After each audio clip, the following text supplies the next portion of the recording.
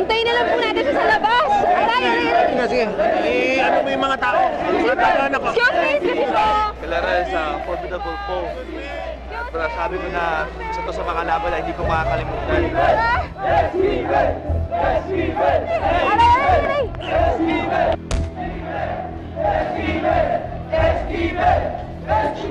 Sir! Sir! Sir! Tulungan niyo kami! Tulong! Sir!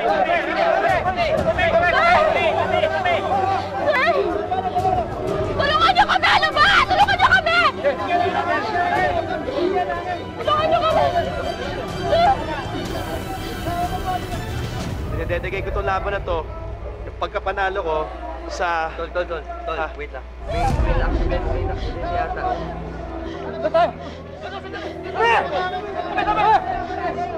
Tay! Tay! Siya, mababaliw na ako sa pag-aalala kay Efrain. Samahan mo ako. Puntahan na natin sila. Hindi ko kaya to. Noemi, akin na nga yung bag ko. Dali, alis kami. Dali ka na, akin na. Ano ka pa naman? Bakit hindi ka nag-iingat? Diyos ko naman, Noemi. Ay!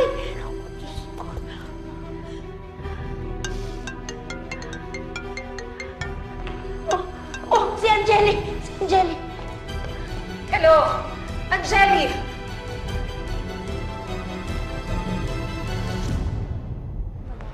Tay! Ma'am, sir, hanggang dito na lang po kayo. Kami na pong bala sa pasyente. Doon na po muna kayo maghintay.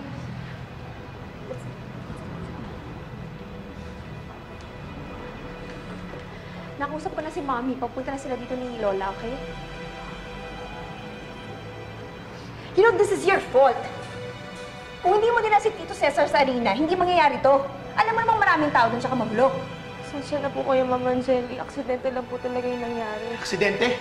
Sabihin mo naging pabaya ka? Kasalanan mo to eh! Irresponsable ka! Sir, hindi naman po eh. Ang totoo naman po niya, pinipigilan ko po siya pumunta dun sa laban. Ibang klase ka? Maghuhugas kamay ka ba? Ano, sisihin mo yung tatay ko? Kung may kasalanan yung tatay ko, yung tiwala siya sa'yo! Wala ka namang alam eh! Ang hilig-hilig mo magmarunong, puro ka naman balpak!